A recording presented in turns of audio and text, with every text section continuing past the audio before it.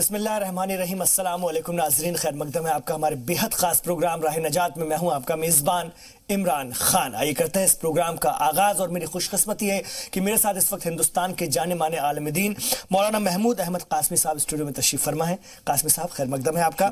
بہت سارے سوال ہوں گے قاسمی صاحب سے، بہت ساری باتیں ہوں گی، ہماری فون لائنز بھی کھلیں گی، آپ اپنے سوال رکھ سکتے ہیں، اپنے مسئلے مسائل پر ہم سے بات کر سکتے ہیں، اور قاسمی صاحب اس سلسلے میں آپ کو اللہ کے نام کی روشنی میں جواب بھی دیں گے۔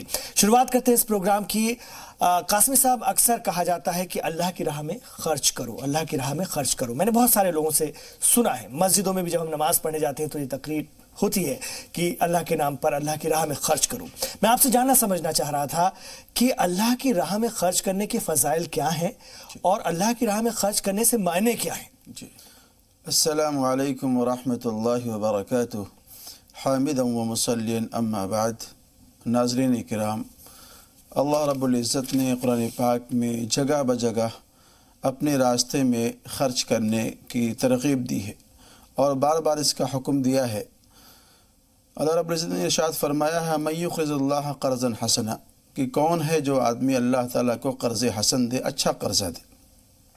اس قرض حسن کے تعلق سے مفسرین کرام نے فرمایا ہے کہ وہ لوگ جو نادار ہیں، مفلوق الحال ہیں، بیوہ ہیں، یتیم ہیں، پریشان حال ہیں، ان کی ضرورتیں ہیں، ان کی پریشانیاں ہیں، ان کی ضرورتوں پریشانیوں پر ان کی مدد کرنا، ان کی خیر خواہی کرنا۔ نبی علیہ السلام نبوت سے پہلے بھی اور نبوت کے بعد بھی اس عمل خیر پر بہت ہی پابندی کے ساتھ میں جمے رہے۔ سبحان اللہ۔ جب آپ علیہ السلام نے اپنی نبوت کا اعلان کیا تھا اور لوگوں کو اپنے بارے میں بتلایا کہ میں اللہ کا نبی ہوں، مجھے اللہ رب العزت نے ہدایت کے واسطے پورے عالم کے لیے بھیجا ہے، تو نبی علیہ السلام کے ساتھ میں جو معاملات ہوئے تھے، پیش آئے تھے، آپ نے جا کر کے اپنی اس بات کا تذکرہ اپنی بی بی خدیجہ طاہرہ رضی اللہ تعالیٰ عنہ سے کیا تھا۔ جی۔ تو انہوں نے جو جملہ کہا تھا کہ اللہ آپ کو کبھی رسوا نہیں کرے گا، اور اس کی وجہ یہ ہے کہ آپ یتیموں کے ساتھ میں اچھا سلوک کرتے ہیں، بیواؤں کے ساتھ میں اچھا سلوک کرتے ہیں، مہمان نواز ہیں، آپ غریب و فقیروں کا خیال کرتے ہیں، اس لیے اللہ رب العزت آپ کو رسوا نہیں کرے گا۔ پتہ یہ چلا کہ جس آدمی کے اندر یہ خصوصیات ہوں، یہ اچھائیاں ہوں، اس کے اندر عزت اس دنیا کے اندر بھی ہے، اور آخرت کے اندر بھی اللہ رب العزت اس کو عزت سے نوازتا ہے۔ تو اللہ کے راستے میں خرچ کرنا، اس کے بہت سارے فضائل ہیں۔ اللہ رب العزت کے راستے میں اگر آپ 1 روپیہ اگر آپ دیں گے تو اللہ تعالیٰ اس کو بڑھاتے بڑھاتے بڑھاتے اس کو 70 گنا تک لے کر کے جاتا ہے۔ مولانا محمود قاسمی صاحب، دور بدلتا ہے، وقت بدلتا ہے، چیزیں بدلتی ہیں۔ موجودہ دور کی ہم بات کریں، تازہ حالات کی ہم بات کریں، تو یہاں پر یہ بھی دیکھنا سمجھنا پڑتا ہے کہ ہم کنہیں دے رہے ہیں، کن کے لیے خرچ کر رہے ہیں۔ ہماری نیت تو صاف ہے، لیکن لینے والوں کی کیا نیت ہے؟ طرح طرح کے لوگ ہیں، طرح طرح کے پروپیگنڈا ہیں، اس کو کیسے سمجھیں، کیسے دیکھیں؟ یہ بھی ایک بڑا سوال ہے۔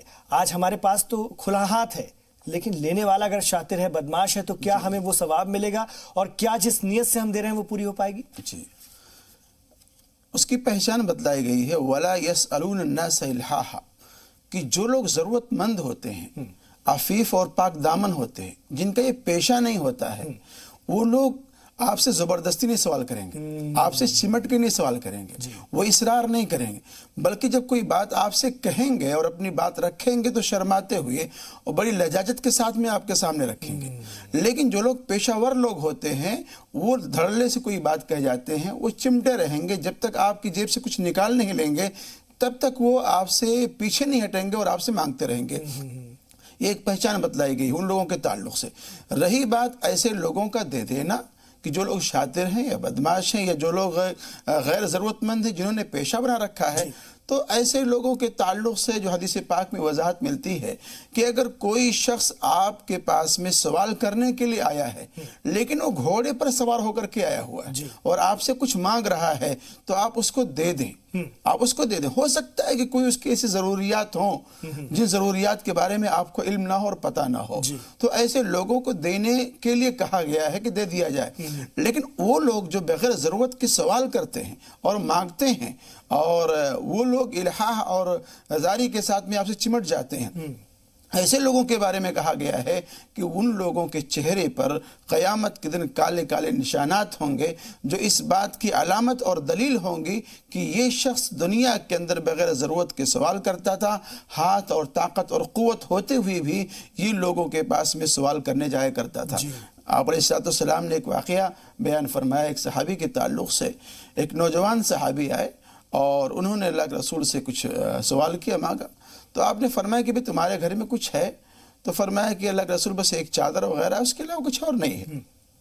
تو آپ اس کو منگوائے اور منگانے کے بعد میں آپ نے اس کو نیلام کیا، بیچا کہ بھئی کون اس کو خریدتا ہے۔ ایک صاحب نے اس کو 2 درہم میں خریدا۔ آپ علیہ السلام نے کیا کیا کہ آپ نے کہا کہ جاؤ مارکیٹ سے اس کی کلہاڑی لے کر کے آؤ، اور آپ علیہ السلام نے اس کی دستی اپنے ہاتھ سے لگا دی اور فرمایا کہ جنگل میں نکل جاؤ، میں تمہیں 15 دن تک شہر کے اندر دیکھنا نہیں چاہتا، تم جاؤ لکڑیاں کاٹو اور بیچو۔ وہ صاحب گئے اور 15 دن تک لکڑیاں کاٹتے رہے، بیچتے رہے، کاٹتے رہے، بیچتے رہے، یہاں تک کہ کم سے کم ان کے پاس میں 15-20 درہم مال اکٹھا ہو گیا۔ آپ نے نصیحت کے طور پر ارشاد فرمایا کہ تمہارے لیے وہ بہتر تھا کہ یہ بہتر ہے، تم جوان ہو، ہٹھے کٹے ہو، تمہارے لیے موضوع نہیں ہے، مناسب نہیں ہے کہ بغیر ضرورت کے لوگوں کے سامنے ہاتھ پھیلاؤ، دستے سوال دراز کرو۔ تو آپ علیہ السلام نے بغیر ضرورت کسی کے سامنے ہاتھ پھیلانے سے منع کیا ہے، اور خاص طور سے ایسے لوگ جو موٹے مشٹنڈے ہوں، طاقتور ہوں، اپنی محنت سے کما سکتے ہوں، ایسے لوگوں کے سامنے دستے سوال دراز نہیں کرنا چاہیے۔ بہت اہم بات، بہت اہم بات، اس کو سمجھنے کی ضرورت ہے۔ اس کے علاوہ ایک چیز اور تھی، سوال اور تھا کہ سب سے پہلے کس کے لیے خرچ کرنا چاہیے؟ سب سے قریبی ہم کس کو مانیں جس کے لیے ہمیں خرچ کرنا ہے؟ اگر ہم مالدار ہیں، حیثیت مند ہیں تو اس میں آپ یہ دیکھ لیں کہ آپ کا جو کنبہ ہے، آپ کا جو خاندان ہے، آپ کے خاندان میں اگر کوئی اس طرح کا ہے جو آپ کے رشتے میں بھی آتا ہے، وہ ضرورت مند ہے، پریشان حال ہے، تو سب سے پہلے آپ ان کو دیکھیں۔ اس میں نبی علیہ السلام نے فرمایا ہے کہ آپ کو 2 ثواب ملے گا۔ ایک تو اللہ کے راستے میں خرچ کرنے کا آپ کو ثواب ملے گا، اور دوسرا ثواب آپ کو اس انداز سے ملے گا کہ آپ قرابت داری کا حق ادا کر رہے ہیں۔ اسی طریقے سے اگر آپ کے خاندان میں کنبے میں کوئی نہیں ہے تو آپ جہاں پہ رہتے ہیں، آپ کا جو محلہ ہے اور جو آپ کا پڑوس ہے، وہاں کوئی یتیم بچہ ہے، کوئی بیوہ عورت ہے، کوئی ضرورت مند ہے ایسی، تو آپ اس کے اوپر خرچ کیا کریں۔ اس کے بعد پھر جیسے جیسے آپ کی پاس میں نظر بڑھتی جائے، اسی اعتبار سے آپ پہلے محلے میں، اس کے بعد پھر شہر کے اندر، قصبے کے اندر اس طرح سے ڈھونڈنا چاہیے اور ڈھونڈ کر کے لوگوں پر خرچ کرنا چاہیے۔ بہت اہم بات، بہت احتیاط کے ساتھ یہ کام کرنے کی ضرورت ہے، کیونکہ اس دور میں دنیا میں بہت کچھ پروپیگنڈا بھی چل رہا ہے، بہت سارے ریکٹ ہیں، بہت سارے گینگز ہیں جو اس کام کو کر رہے ہیں، لیکن بہت ضرورت ہے سمجھنے کی اصلی جو صحیح شخص ہے اس تک مدد پہنچے، اللہ کی راہ۔ آپ نے شروع میں بتایا کہ اللہ چاہتا ہے کہ بندے اس کی راہ میں خرچ کریں، سیدھے اللہ سے اس کا مطلب نہیں ہے، اللہ نہیں چاہتا ہے کہ اس کو دیں، بلکہ غریبوں کو، مفلسوں کو، جو مظلوم ہیں، جو واقعی ضرورت مند ہیں، انہیں دیا جائے۔ بہت بڑی بات ہے۔ بہت سارے لوگ مدرسوں میں دیتے ہیں، مسجدوں کے لیے بھی دیتے ہیں، اور بھی دیتے ہیں۔ میرا آپ سے یہ سوال ہے اس سلسلے میں بھی، عام طور پر ہم نے دیکھا ہے کہ لوگوں کو بھائی رمضان کے مہینے میں بھی لوگ مدرسوں میں یا مسجدوں میں بھی دے دیتے ہیں، وہ تو اچھی بات ہے، لیکن کیا اس کو ایسے بھی سمجھا جا سکتا ہے کہ اگر کوئی بچہ پڑوس میں یا پریوار میں ایسا ہے، فیملی میں، جو غریب ہیں، پڑھائی ان کی پوری نہیں ہو پا رہی ہے، تو ہم سال بھر کا ان کے لیے یہ ذمہ داری اٹھا لیں کہ ہم کریں گے؟ اس طرح کی کوئی کوشش کی جا سکتی ہے؟ 2 باتیں، ایک قرآن شریف کی ایک آیت ہے، اقیموا الصلاۃ وآتوا الزکاۃ، اس طرح کی آیت قرآن شریف میں بار بار ریپیٹ کی۔ اس کے معنی کیا ہے؟ نماز قائم کرو، زکوٰۃ دو۔ نماز قائم کرو، زکوٰۃ دو، بار بار ریپیٹ کیا گیا ہے۔ نماز قائم کروا کر کے اللہ یہ چاہتا ہے کہ نماز کے ذریعہ بندے کا تعلق مجھ سے ہو جائے۔ بے شک۔ زکوٰۃ دلوا کر کے یا صدقہ نافلہ دلوا کر کے اللہ یہ چاہتا ہے کہ ایک بندے کا تعلق میرے دوسرے بندے سے ہو جائے۔ سبحان اللہ۔ ایک بندے کا تعلق، اور جب آپ کا تعلق اس بندے سے ہو رہا تو گویا کہ اس کے واسطے سے آپ کا تعلق اللہ سے ہو رہا ہے۔ سبحان اللہ۔ رہی بات جو ہم لوگ مسجدوں میں دیتے ہیں، مدرسوں میں دیتے ہیں، دینا بھی چاہیے، لیکن اگر آپ کے محلے میں کوئی ایسا بچہ ہے جو یتیم ہے، جو نادار ہے، اسکول میں پڑھائی کر رہا ہے، کسی کالج میں پڑھ رہا ہے، اور واقعی وہ مستحق ہے، ضرورت مند ہے، تو آپ کو یہ سوچنا چاہیے کہ یہ شخص آگے چل کر کے ملک کی بھی اور ملت کی خدمت کرنے والا ہے، اپنے پیروں پہ کھڑا ہو جائے گا تو اس کے اپنے پیر پہ کھڑا ہونے کی وجہ سے 2-4 لوگ اور اپنے پیروں پہ کھڑے ہو سکتے ہیں تو اس کی بھی مدد کرنا چاہیے، اس کی فیس کا انتظام کرنا چاہیے، اس کے تعلیم کا انتظام کرنا چاہیے، اس کے تعلیم پر خرچ کرنا چاہیے، اس کے آمد و رفت میں بھی خرچ کرنا چاہیے. یہ بڑا کار خیر ہے اور بہت ہی ثواب ہے. ایسے لوگوں کو ڈھونڈنا چاہیے اور ڈھونڈ کر کے چاہے وہ مجموعی رقم ہو، 4 لوگ مل کے کر لیں، چاہے آپ انفرادی طور پر کریں، لیکن ایسے لوگوں کی تعلیم و تربیت میں خرچ کرنے میں بڑا ثواب ہے. اچھا، ایک چیز اور آپ سے پوچھنا، چونکہ یہ بات چل پڑی اور بہت سارے لوگ اس چیز کو سن بھی رہے ہوں گے. ہمارے سماج میں مسلم معاشرے کی بات کر رہا ہوں، ہندوستانی مسلم معاشرے کی بات کر رہا ہوں، ملت میں ابھی بھی بہت سارے میں نے طبقے اور سماج دیکھے جہاں پر کھانا کھلانے کو لے کر بڑی بیداری ہے. سال بھر کھانا کھلانے کا اہتمام کیا جا رہا ہے سماج کے ذریعے مل کے. ملت اس سلسلے میں بہت زیادہ بیدار نہیں لگتی. شاید آپ اس پر زیادہ روشنی ڈالیں گے. کیا اس سمت میں اور کام نہیں ہونا چاہیے؟ بھوکھوں کو، ضرورت مندوں کو، چاہے وہ کسی بھی مذہب و ملت سے تعلق رکھتے ہوں، کھانا کھلانے کے حوالے سے بڑا کام نہیں ہو رہا ہے. باقی سب لوگ حیثیت مند ہیں، ایسا اگر کوشش کریں تو کر سکتے ہیں تعداد کے حوالے سے بھی. اب بہت سارے مفلوق الحال ہیں. آپ دہلی میں سفر کریں گے تو دیکھیں گے فٹ پاتھوں پر، پل کے نیچے بہت سے ایسے غریب اور مزدور پڑے رہتے ہیں جن کے پاس میں ایک وقت کا کھانے کا انتظام نہیں ہوتا ہے. ایسے لوگ پہنچ جاتے کسی ہوٹل کے سامنے، وہ انتظار کرتے ہیں کہ بھئی کوئی کھانا کھلانے والا آئے گا تو ٹوکن دے گا اور پھر ہم لوگ کھانا کھائیں گے. اس طرح سے لوگ پریشان حال ہیں. اجتماعی طور پر بھی اگر لنگر کا انتظام ہو جائے، جیسے ہمارے سکھ بھائی کرتے ہیں، ان سکھ بھائیوں کے ہاں اس طرح کے لنگر چلتے ہیں اور وہاں کھانا کھلایا جاتا ہے. اگر ہم لوگوں کی کمیونٹی کے اندر بھی اس طرح کے سسٹم بن جائیں کہ جو مفلوق الحال ہیں، ضرورت مند ہیں، پریشان حال ہیں، جن کے کھانے کا کوئی انتظام نہیں ہوتا ہے، یا ایسی جگہوں پر جہاں اس ٹائپ کے لوگ رہتے ہیں، پیکٹس وغیرہ بنا کر کے وہاں کھانے وغیرہ ان کو پیش کر دیا جائے، پیکٹس وغیرہ دے دی جائیں کھانے وغیرہ کی، تو وہ بھی راہ خدا میں ایک طرح کا خرچ ہے. اللہ کے رسول نے ارشاد فرمایا، غالباً وہ حدیث قدسی ہے، اللہ تعالیٰ قیامت میں ایک بندے سے پوچھے گا کہ اے میرے بندے، میں بیمار تھا تو میری بیمار پرسی کرنے کے لیے نہیں آیا. تو وہ بندہ کہے گا اللہ آپ تو بیمار ہو ہی نہیں سکتے، آپ تو اللہ کی ذات ہیں. تو اللہ تعالیٰ فرمائیں گے کہ میرا فلاں بندہ بیمار تھا، اگر تم اس کے پاس میں جاتے تو مجھے اس کے پاس میں پاتے. ایسے اللہ فرمائے گا کہ بھئی میں پیاسا تھا، تم نے مجھے پانی نہیں پلایا. تو وہ بندہ کہے گا کہ اللہ آپ تو پیاسے ہو ہی نہیں سکتے ہیں. اللہ فرمائے گا کہ میرا فلاں بندہ پیاسا تھا، اگر تم اس کو پانی پلاتے تو تم اس کے پاس مجھے پاتے. ایسے اللہ فرمائے گا کہ میرا فلاں میں بھوکا تھا، تم نے مجھے کھانا نہیں کھلایا. وہ بندہ کہے گا کہ پروردگار عالم آپ تو بھوکے ہو ہی نہیں سکتے، آپ تو کھانا کھاتے ہی نہیں ہیں. اللہ فرمائے گا میرا فلاں بندہ بھوکا تھا، اگر تم اس کو کھانا کھلاتے تم اس کے پاس میں مجھے پاتے. تو یہ فضائل ہیں اللہ کے راستے میں خرچ کرنے کے، چاہے وہ بیماری کی بیمار پرسی کرنے کی نسبت سے ہو، چاہے کھانا کھلانے کی نسبت سے ہو، چاہے پانی پلانے کی نسبت سے ہو. غرض ہے کہ جو مفلوق الحال ہے، جو ضرورت مند طبقہ ہے، اس کی ہر اعتبار سے بیماروں کی بیمار پرسی کی جائے، بھوکوں کو کھانا کھلایا جائے، پیاسوں کو پانی پلایا جائے، ننگوں کو کپڑا پہنایا جائے. یہ تمام کے تمام چیزیں امور خیر میں اور انفاق فی سبیل اللہ کے اندر آتے ہیں. بہت اہم بات. اس سے ہم لوگ چرچا کرتے رہیں گے کیونکہ ہمارے سماج میں ابھی اس بیداری کو جگانا اس بیداری کو لانا بہت ضروری ہے کہ کیوں نہ سماجکتا اور بڑھائی جائے اور زیادہ اس سے کمیونٹیز میں بھی رابطہ بڑھتا ہے اور ہم زیادہ سماجک ہوتے ہیں اس سمت میں. اور یہ کار خیر ہے، اللہ کا فرمان بھی ہے. میرے ساتھ 2 کالر بھی جڑ گئے، ان سے مزید بات کریں گے. میرے ساتھ ممبئی سے کالر ہے، پہلے ان کو سنتے ہیں. ممبئی سے کون صاحب بول رہے ہیں اور اپنا سوال رکھیے. ممبئی سے کون صاحب بول رہے ہیں؟ اپنا سوال رکھیے سر. اچھا بہن ہے ہماری جی. کون بول رہی ہیں؟ اپنا سوال رکھیے، نام بتائیے اور سوال رکھیے. ہاں ہم ہے نا بامبے میرا روڈ سے بول رہے ہیں جی. ہاں ہمیں یہ پوچھنا ہے مولانا صاحب سے کہ مغرب کی نماز کے بعد سنت نماز ہوتی ہے، سنت کے ساتھ میں جو اوابین کی نماز ہوتی ہے، دو نفل وہ سنت میں بھی ملا سکتے ہیں کہ نہیں ملا سکتے، ملا کے پڑھ سکتے ہیں کہ نہیں، یہ پوچھنا ہے. ابھی پوچھ لیتے ہیں. جی.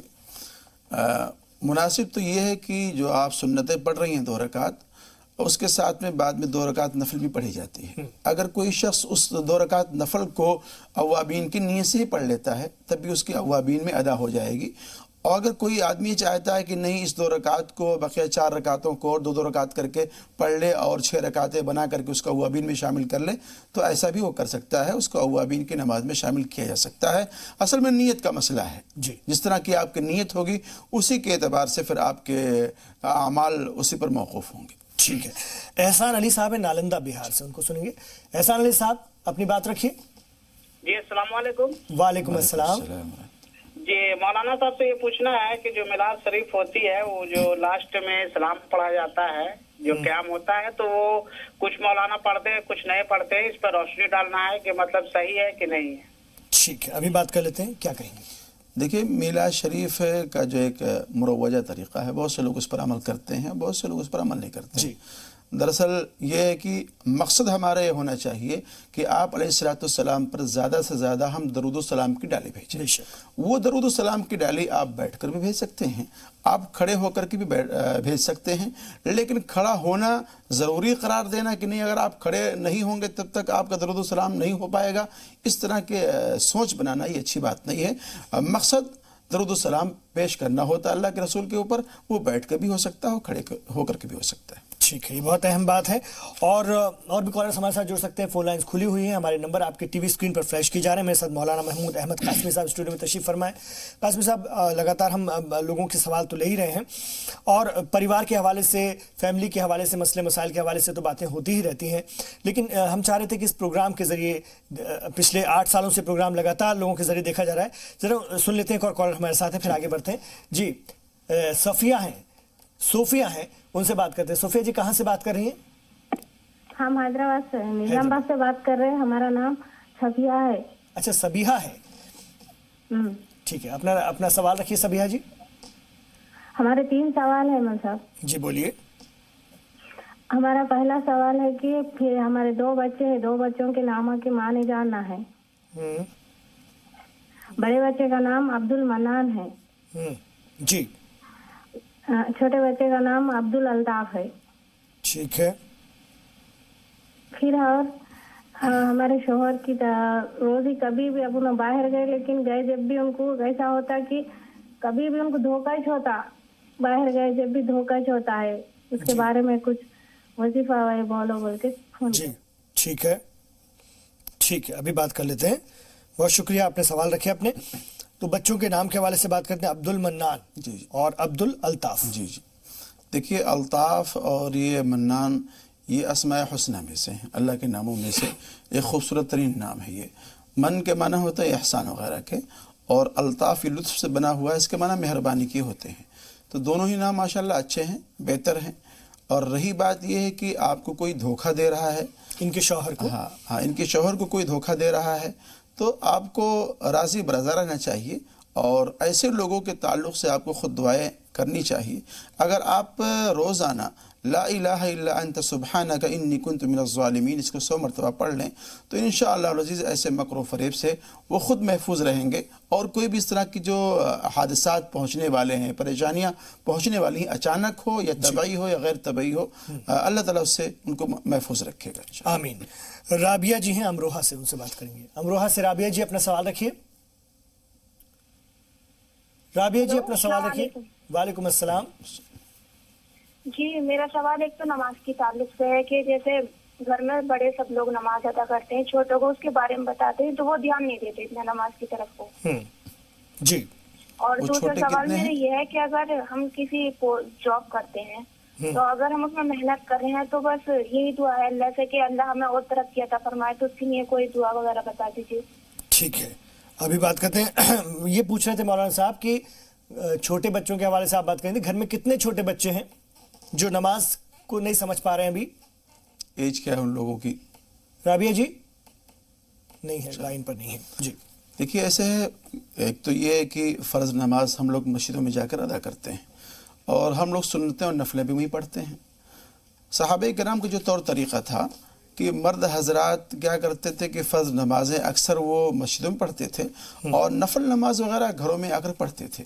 اس کا فائدہ یہ ہوتا تھا کہ وہ چھوٹے بچے جو معصوم بچے جن پر بھی نماز فرض نہیں ہے، اپنے باپ یا اپنے دادا کی وہ نقل کرتے ہیں۔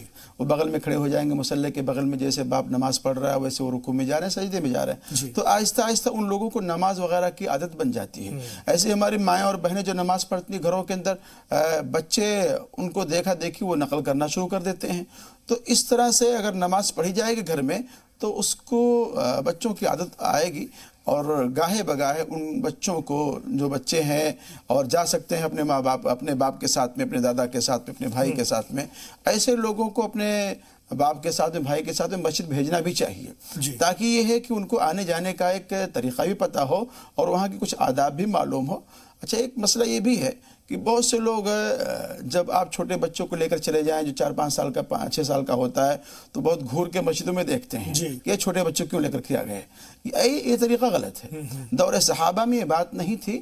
جب وہ بچہ اس جگہ جائے گا، اس ماحول کو دیکھے گا، اس جگہ کو دیکھے گا تو وہاں کی عظمت پیدا ہوگی، وہاں کا تقدس اس کے دل کے اندر آئے گا اور وہاں کے جو طور طریقے ہیں اس کے دل و دماغ کے اندر آئیں گے۔ آج ہم نے اپنے آپ کو، اپنے بچوں کو مسجدوں سے دور رکھا ہے اور پھر ہم یہ سوچتے ہیں کہ بچہ نمازی ہو جائے۔ دوسرے لوگ اس لیے اعتراض کرتے ہیں کہ ان کا کنسنٹریشن ٹوٹتا ہے، ان کو لگتا ہے کہ وہ جس مقصد سے آئے ہیں اللہ سے لو لگانے، بچہ اگر کچھ ادھم کر رہا ہے یا ادھر ادھر ہے تو ان کا کنسنٹریشن ٹوٹتا ہے، ایسا ان کو فیل ہوتا ہے۔ فیل ہوتا ہے، لیکن اگر بچہ اس شعور میں ہے اور واقعی سے عمر میں پہنچ گیا ہے کہ واقعی وہ سمجھانے سمجھ جائے گا کہ بیٹے تم یہاں بیٹھے رہنا یا تم یہاں پہ کھڑے رہنا، اور آپ کو اطمینان ہے اور یقین ہے کہ نہیں بچہ واقعی یہاں بیٹھے رہے گا، ادھم نہیں کرے گا، شرارت نہیں کرے گا، تو ایسے بچوں کو لے کے جانا چاہیے تاکہ اس کو نماز کے طور طریقے، اس کے آداب اور اس جگہ کا تقدس، اس کی عظمت اس کو معلوم ہے۔ ٹھیک ہے، اور انہوں نے پوچھا تھا کہ جاب جیسے ہم لوگ کوئی بھی کر رہے ہیں تو اس میں اور ترقی کے لیے، برکت کے لیے کیا ایسی دعا ہو جس کو ہم پڑھیں؟ ایک تو آپ یا عزیزو روزانہ 100 مرتبہ پڑھ لیا کریں تو انشاءاللہ العزیز جو آپ کی نوکری ہے وہ انشاءاللہ اس کے اندر بقا ہوگا، دوام ہوگا۔ اور یا باسطو اس کو 70 مرتبہ پڑھ لیں روزانہ، تو انشاءاللہ العزیز جو بھی آمدنی وہاں سے آئے گی اس آمدنی کے اندر انشاءاللہ برکت ہوگی انشاءاللہ تعالی۔ باسطو کا معنی کیا ہوتا ہے ویسے؟ یا باسطو اے کھولنے والے، اے روزی کو کھولنے والے، سبحان، یہ بھی اللہ کے ناموں میں سے ایک اہم نام ہے، اسماء حسنہ میں سے ہے، تو اس کے بڑے خواص فضائل ہیں۔ اس کو روزانہ 70 مرتبہ پڑھ لیں گے تو انشاءاللہ جو آپ کے پاس روزی آ رہی ہے، آمدنی آ رہی ہے، اس کے اندر خوب برکت ہوگی انشاءاللہ تعالی۔ مہر النساء ہے مہاراشٹر سے، ان سے بات کریں گے۔ مہر النساء جی اپنا سوال رکھیے۔ ویسے مہاراشٹر میں کہاں سے آپ بات کر رہی ہیں؟ ہاں، بلڈانا ڈسٹرکٹ سے۔ بلڈانا سے، اچھا بتائیے۔ ہاں، میرا سوال ذرا دیر سے لیجیے گا کیونکہ ٹی وی کی آواز بند ہے، میں سن سکوں آپ کو۔ ٹھیک ہے، اپنا سوال بتائیے۔ ہاں، مولانا صاحب سے پوچھنا تھا، وہ انہوں نے وظیفہ بتائے تھے، کاف ہے یا آسا جو وظیفہ ہے پورا، جی ہاں، تو وہ کتنے دن پڑھنا ہے اور میرے بچے کے رشتے کے لیے دعا کرنا ہے۔ ٹھیک ہے، ضرور۔ اب آپ اپنے ٹی وی کا ساؤنڈ کھول لیجئے، میں مولانا صاحب سے آپ کے سوال کا جواب لے رہا ہوں۔ آپ کھول لیجئے ریموٹ سے آرام سے۔ تو بچے کے رشتے کے حوالے سے دعا کرنا ہے اور یہ وظیفے کے حوالے سے جو انہوں نے پوچھا ہے۔ امید اب آپ نے اپنے ٹی وی کا ساؤنڈ بڑھا لیا ہوگا۔ اب میں مولانا صاحب کی طرف رجوع کرتا ہوں۔ جی دیکھیے، بچوں کے رشتے کے لیے بہت سارے وظائف ہیں۔ ایک وظیفہ یہ یاد کر لیں کہ اول آخر درود شریف پڑھیں، اور یا باسطو 300 مرتبہ ان کو پڑھنا ہے، ایک سوئی کے ساتھ میں پڑھنا ہے، تو انشاءاللہ جہاں بھی کہیں رشتے کی بات چیت چل رہی ہوگی اس کے اندر انشاءاللہ تیزی آئے گی اور رشتہ جلد ہو جائے گا۔ جی، اور دوسرا مسئلہ ان کا ہے وظیفے کے حوالے سے۔ وظیفے کے حوالے سے جو وظیفہ میں نے بتلایا ہے، میرا ہی بتلایا ہوا ہے وہ، تو اعوذ باللہ من الشیطان الرجیم، بسم اللہ الرحمن الرحیم، حامیم عین سین قاف کاف ہا یا عین صاد فسیکفیکہم اللہ وہو السمیع العلیم۔ اس کو صحیح طریقے سے یاد کر لیں، جیسے بھی وہ پیش کر رہی تھی اس میں کچھ گڑبڑی کر رہی تھی۔ اعوذ باللہ بھی پڑھنا ہے، بسم اللہ بھی پڑھنا ہے، حامیم عین سین قاف کاف ہا یا عین صاد فسیکفیکہم اللہ وہو السمیع العلیم۔ اس کو اگر لگاتار پڑھیں گے تو وہ بچہ جو جاب کی تلاش میں جا رہا ہے اس کے لیے بھی فائدہ مند ہے، اور ایسے لوگ جو کہیں جاب کر رہے ہیں ان کے لیے بھی فائدہ مند ہے۔ کہیں انٹرویو میں بھی اگر آپ جا رہے ہیں تو وہاں بھی پڑھا جا سکتا ہے اس کو۔ معاف کیجیے گا مولانا صاحب، میں آپ سے یہی وظیفہ بریک کے بعد ایک بار پھر سن لوں گا، تاکہ مہر النساء جی سے میں ریکویسٹ کروں گا کہ اپنا موبائل میں اس کو ریکارڈ کر لیں گے ٹی وی کے سامنے لگا کر کے۔ ایک بار بریک سے جب ہم لوٹیں گے تو ہم ایک بار، تاکہ تھوڑا لمبا ہے نا اس لیے ریکارڈ کر لیں گے تو زیادہ اچھے سے یاد رہے گا۔ میں آپ کو وقت دوں گا مہر النساء جی۔ اس بیچ سلمان جی کا سوال لے لیتے ہیں، پھر ایک بریک لیں گے۔ سلمان جی اپنا سوال رکھیے دلی سے۔ سلمان صاحب جی۔ ہیلو، السلام علیکم۔ وعلیکم السلام جی، میرا نا جمعہ کے دن رزلٹ ہے تو اس کے لیے تھوڑا دعا کر دیتے۔ جمعے کے دن رزلٹ ہے؟ کس چیز کا رزلٹ ہے؟ 11th کلاس کا۔ اچھا، 11th کلاس کا، ٹھیک ہے۔ امی سے بات کرنا۔ اچھا بتائیں، بات کرائیے۔ ہیلو، جی السلام علیکم۔ وعلیکم السلام۔ ہم تو 10 سال سے دیکھتے ہیں یہ پروگرام کو، جی، ہمیں بہت اچھا لگتا ہے، ان کے لیے ہماری دعا ہے اور ہمیں بچی ہماری لڑکی ہے نا 13 ہو گیا شادی تو ان کو بچے ابھی نہیں ہو رہا ہے ان کے لیے بھی دعا کروانا ہے اور ایک لڑکی کو اپنے شوہر سے محبت کے لیے دعا کروانی ہے اور آپ لوگ سے یہی گزارش ہے کہ ہم ہمارے بچوں کے لیے دعا کریں شریک رکھیے اور جی ضرور بالکل انشاءاللہ. باقی تو سب دیکھتے ہیں تو اسی میں ہم لوگ کو پتہ لگ جاتا ہے سب بات سمجھ مسئلہ حل ہو جاتا ہے. جی جی جی بالکل بالکل. السلام علیکم. وعلیکم السلام. بہت بہت شکریہ آپ اس پروگرام کو دیکھتے ہیں. آپ نے سوال رکھا. سلمان صاحب کے سوال کا جواب بھی ہم اس چھوٹے سے وقفے کے بعد بریک کے بعد دیتے ہیں جس میں انہوں نے پوچھا جمعے کو ان کا رزلٹ ہے تو ایسی کوئی دعا بتائیے کہ وہ رزلٹ ان کا بہت بہت اچھا ہے. تو ایک چھوٹا سا وقفہ لوں گا آپ کی اجازت سے. ابھی لوٹ رہے ہیں. اس کے بعد میں مہرونسا جی کا جو وظیفہ ہے اس کو بھی پڑھواؤں گا ایک بار پھر سے تاکہ وہ موبائل میں ریکارڈ کر لیں ٹی وی کے سامنے. اتنا وقت ہم دے رہے ہیں. ابھی لوٹ رہے ہیں.